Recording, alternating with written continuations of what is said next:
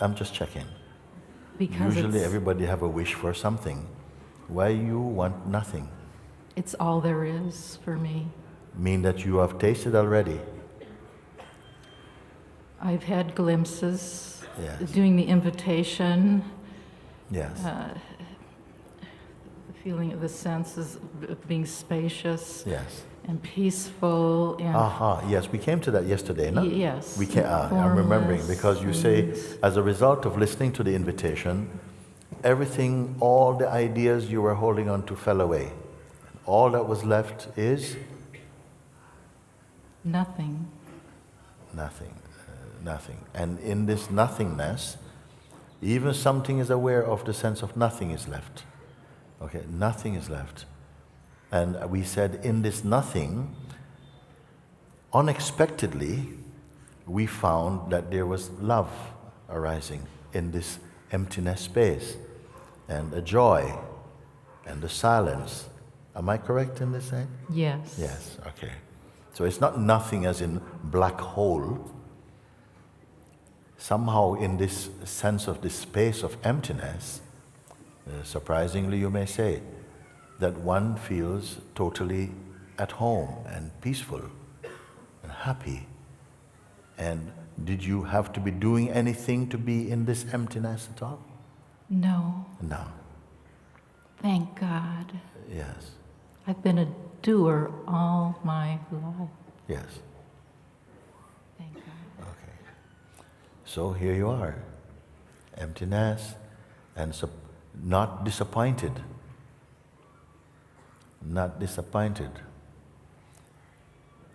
Empty, empty, empty, empty, and finding something. One man, he was telling a joke, actually a comedian, one Christian comedian, he was saying that they were so poor growing up, no? That at Christmas, his father brought him a present, and he opened the box, the present, and it was nothing in there.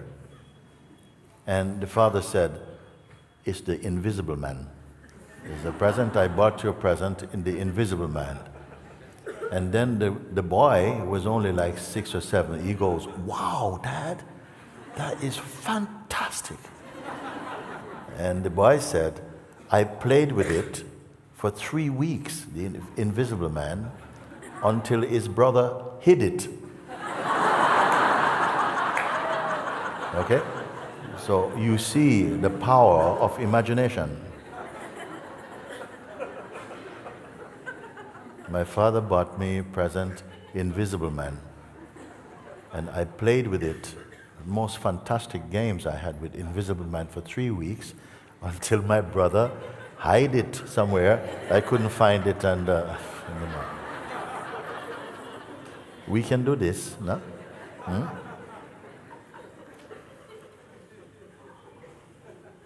So you came to a place of emptiness, and in this emptiness, I said, are you imagining anything? You say no. But somehow there's peace and joy there. You did not, I asked you, did you create them? You say, I did not create anything. I only discover, the peace and joy is here. Now, that experience you are addressing as was or is. When I listened to invitation, this happened. This was my experience. It was or is. Does it continue to be or not? It comes and goes. It comes and goes. Emptiness, state, come and go. Things arise, and they're observed. So things arise. That are observed. So if things arise, are they the emptiness? There are different ways you can answer this question. I might be saying yes in all of them, actually. It's up to you. You say things arise. Don't they arise in that emptiness? Yes. And they go in Yes. that emptiness? Yeah, they arise and play Yes. and return. And they in return that to wherever they come emptiness. from. Yes. Did emptiness Dissolve. leave? Did emptiness move over when somethingness came? Or No. No, okay. No. Okay. But today is different. Today the emptiness is gone. No. No. Okay. So if the emptiness didn't go, then also the silence also, did it come and go also? The peace came and went also? No. No. So what more you want then? I'm just checking, just checking. Did it really I go? want to be free. Well, let's just look. I don't think you're far away from the freedom I know you are. I'm just saying. So all these things come, whatever, nice or not nice things, they come and go. They come and go in the empty space. Because if there was no space for them to appear in, they couldn't come. You see? So they came. They came as feelings and thoughts, they came and they went. Were you disappointed with things that came and went? No. No, because the emptiness that was so pleasant and is so pleasant for you did not go away so that you could experience things that come and go. They come and go in the very emptiness itself, no? It's true or not? Yes. Okay. Then I ask you, what more you want? What is the problem then?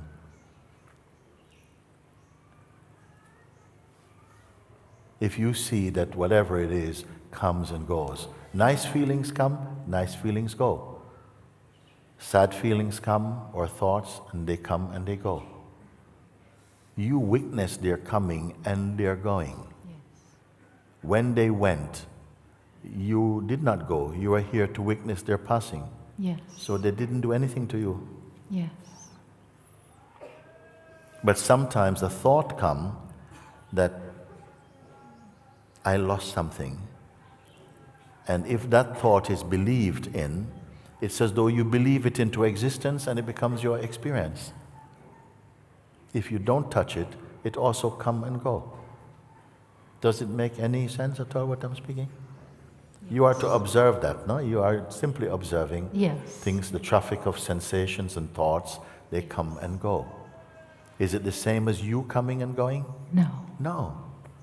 Is that not significant? Is it not significant that you are at least recognizing that everything that you perceive, they come and they go? Some come, they seem to stay for a little bit, but by some power they go also. You notice that? Yes. You who notice that, did you come and go? No. No. Okay. So I ask you again, what is your wish right now?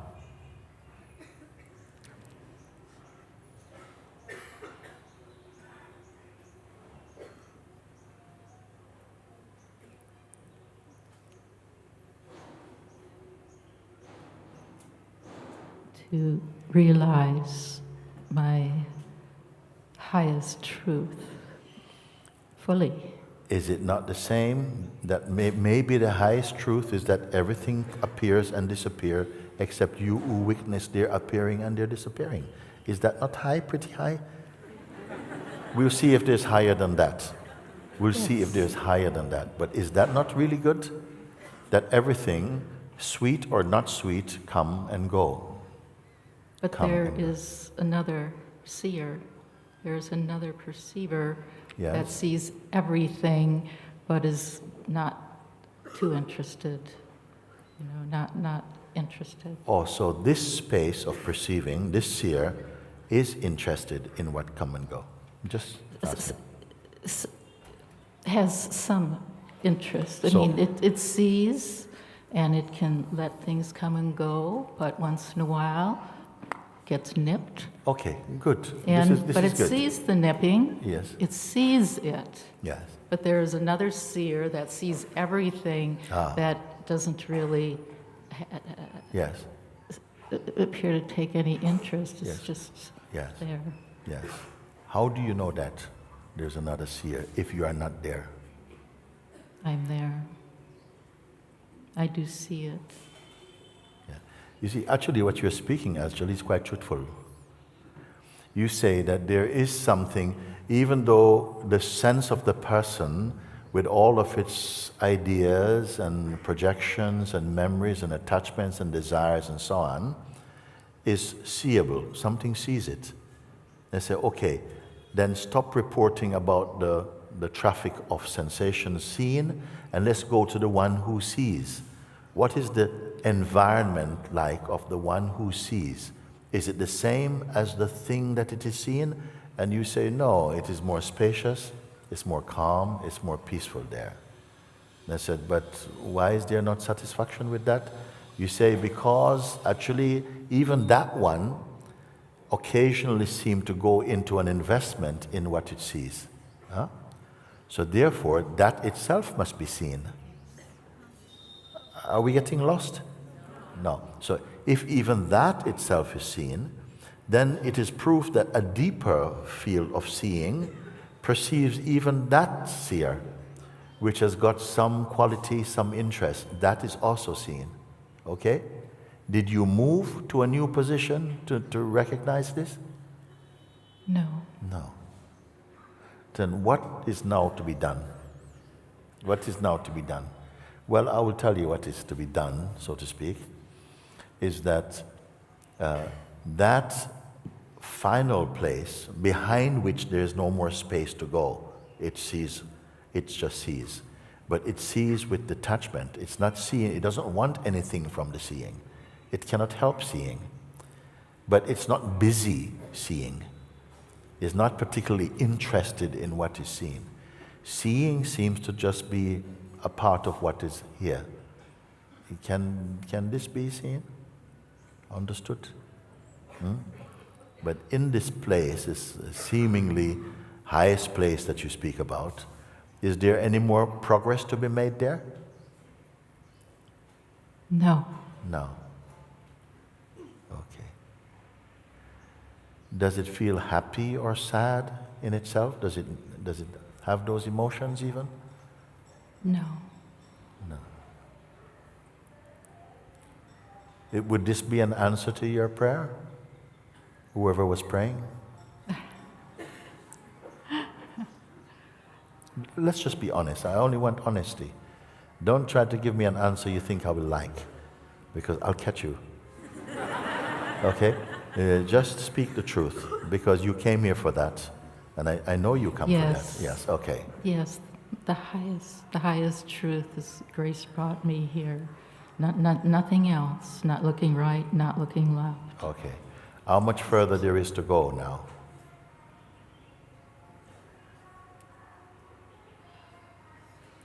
Anyway, let me go back to what I was saying. If one has come to this level of recognition, what remains to be done? Nothing. Then I would, well, just one moment.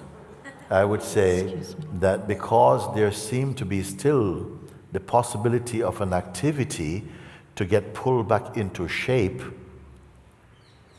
of a person with its own problems again, I would say to keep looking to see, is that really possible that from that space, which is without shape in you, you're formless, yet you know you are here, is it really possible that you, the formless space, gets pulled into the shape of a person?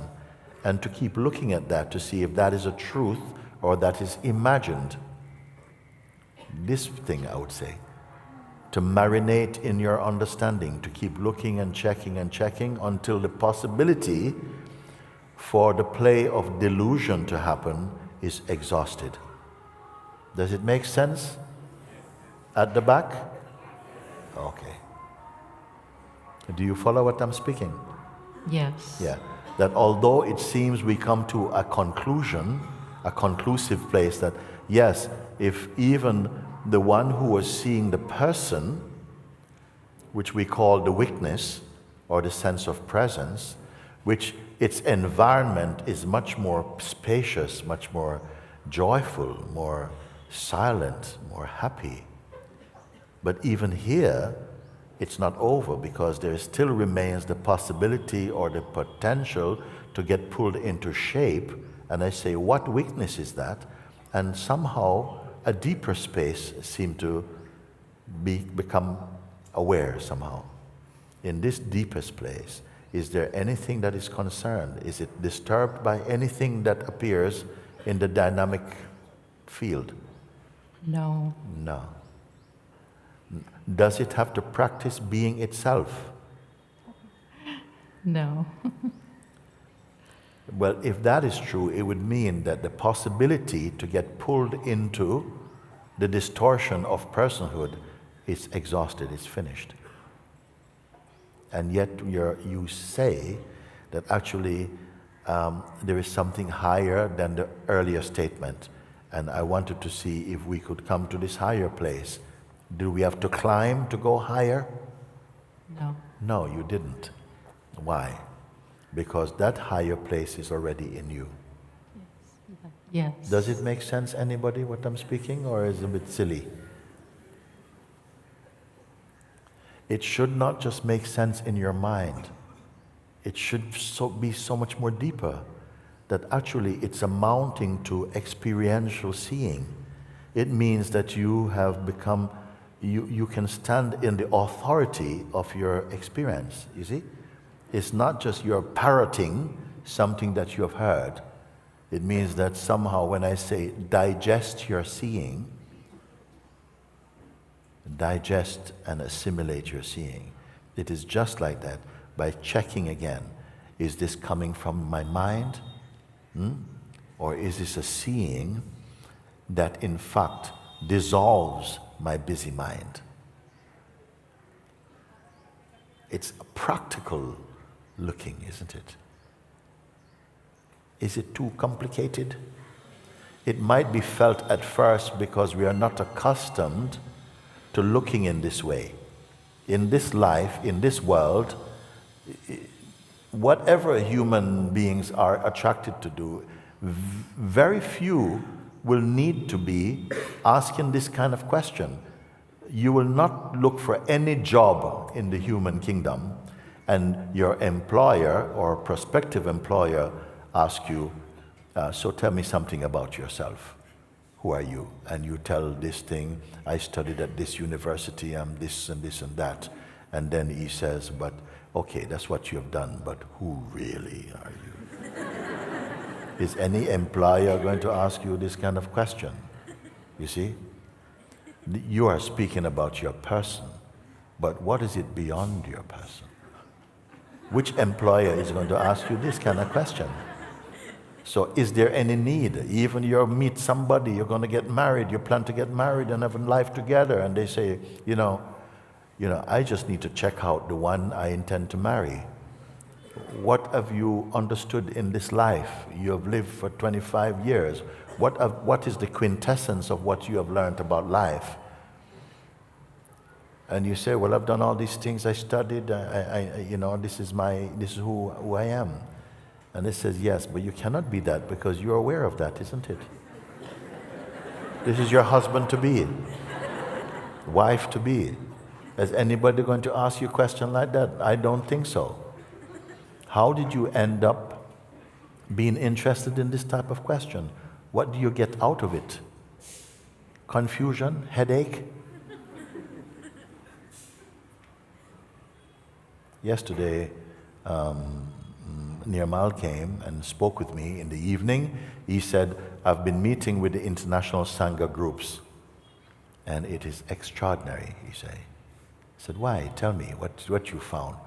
He said, because somehow their vibration is so amazing, Virgil. What do you mean amazing? Exciting? No. There's just a kind of peace there. There is just a presence there. Who talks about this type of thing? There's a presence, there's a maturity, there's a presence. There's no argument. There's a sharing. There's a power, there's a presence. Where this presence is emerging from? From your understanding, which is experiential, not just an intellectual conviction, but your direct experience arising out of this type of exploration that's happening here.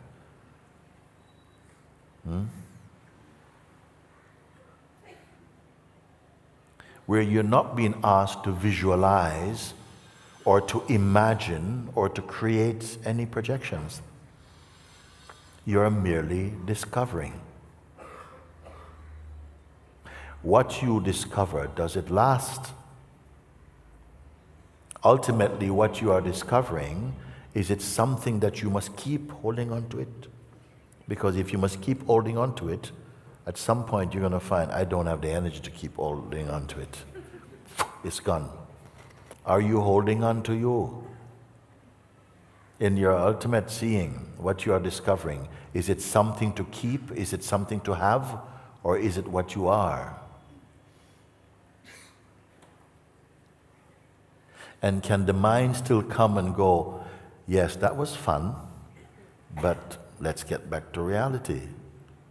Can the mind come and say to you, you're just imagining that.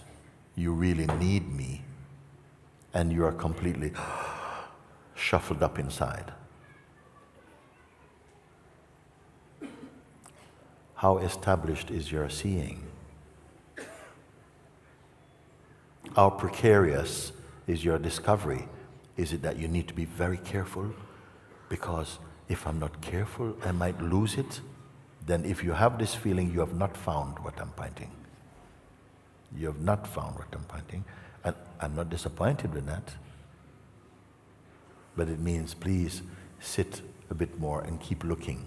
If there is in you, and if your words are true, that this is really what you want, this is really what your heart desires, is to be free from the psychological conditioning, from the hypnosis of personal conditioning, and now you are experiencing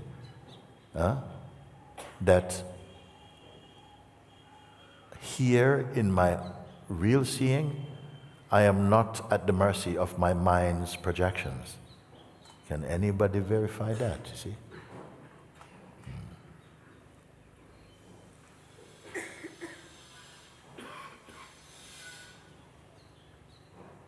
You're not just coming to say, I just want blessing and so on.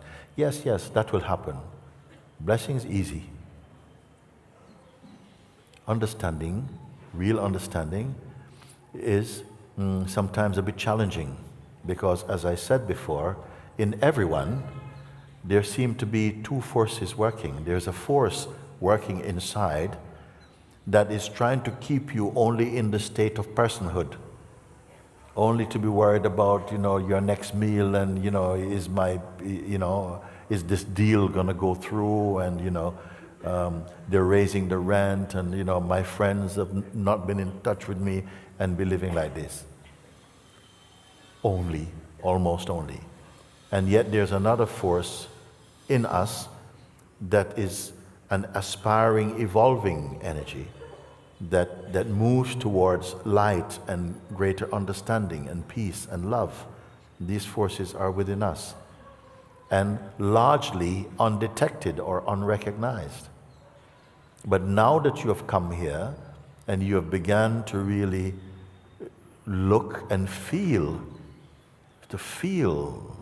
your growth, your seeing, the lightness, the peace that is emerging in you, you're deepening in your resolve to say, I want to go all the way. And as soon as this has awakened in you, that it is indeed possible to keep transcending these lower suggested energies, and you are experiencing a transformation, you're experiencing your natural evolution in consciousness, then you don't need someone else to keep on encouraging you. Your very result happening in you is encouraging enough. But it seems it does trigger certain energies, certain forces in you that is directly in resistance to your self-discovery. It's almost as though there's a power inside that does not want you to know this and doesn't want you who to know it. Listen. Doesn't want who to not know. It doesn't want you to know your original freedom, that it is right here, that your highest desire for freedom, I won't send you in any direction for it because it's right here, and to show you where it is, how it is. And it seems that there's a force that wants to shut down It arises as suspiciousness and resistance and judgment and fear and all these things. Things which you can observe and recognize their transientness, that they are not real. They gain a sense of reality from your belief and identity. And I know you won't just catch it one time I say it. So this is why I've come here and I'm in Rishikesh for a month. Plenty of time, by the way, to come out of the limited field of personhood into the expanse, the immeasurable expanse of pure being.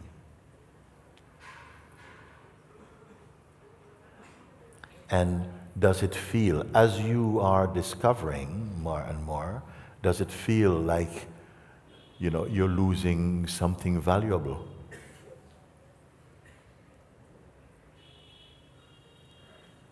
I wanted to let you see that all that the mind is holding on to like treasures, as you go beyond them, you see that you're always here. You are always here.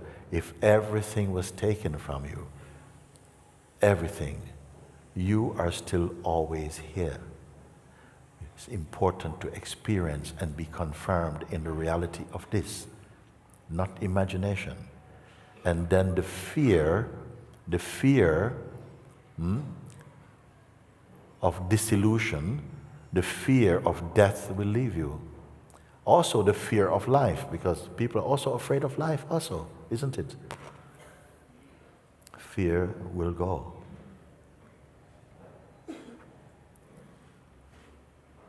When?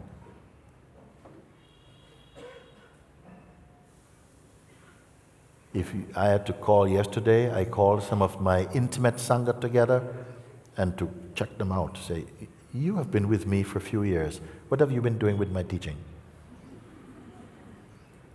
Why it should be taking 3-4 years? Why? Explain. It was quite interesting. I will show you, we recorded it also.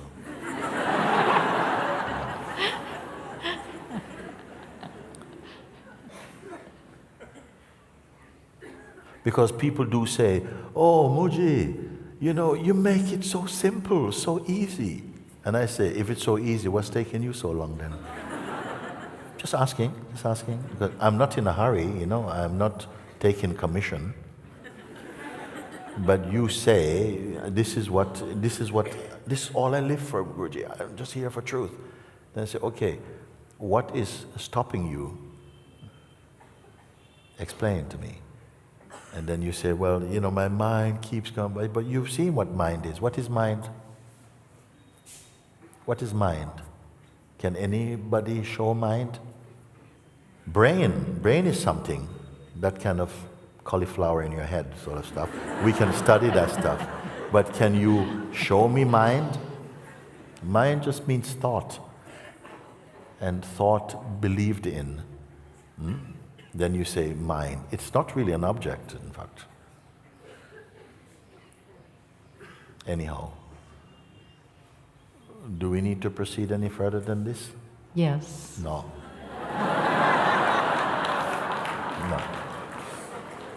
No. You can sit down with what we have shared and look and see if your mind is saying, yes, but I still don't get it and I still have further to go, whether that is coming from your heart or coming from your head. Because your mind is always going to keep sending you on a journey. That you're so close. You're so close. You're so close.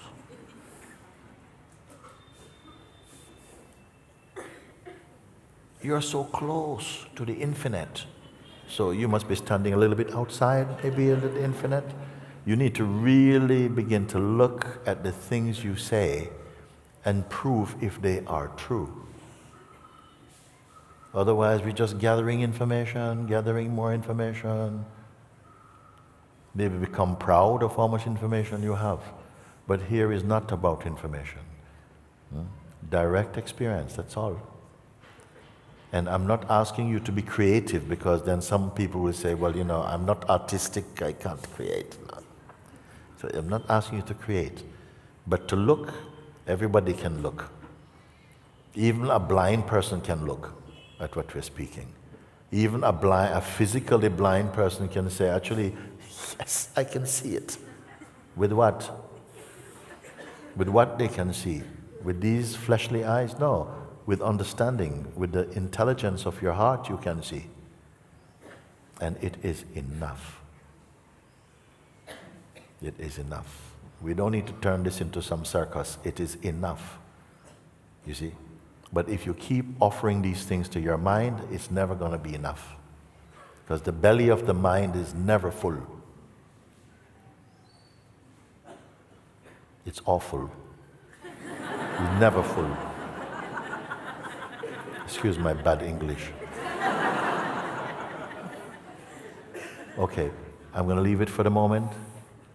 Muji, save my life, so help me God. I thought that was done. I thought we're safe enough. No, I am here. I am here now. No, I am you see, here it's like for now. me, somebody's drowning in the sea and help me. And the boat come and we pull you out and you're in the boat now. And you say, please help me. I said, no, you help enough. You're out the water. What we talk is enough to be out the water. Now just dry off and put some jumper, go and have a cup of tea. Why? I said, please help me. And I'm serious about this. Recognize your transcendence. Recognize. If you keep saying, but with what you have said, I'm still drowning. How? I can't believe this. Because I know that it's not about more words. It's not more words you need, you see. But something is more believing in the habit of your thinking than in the proof of your seeing. Please look at it again.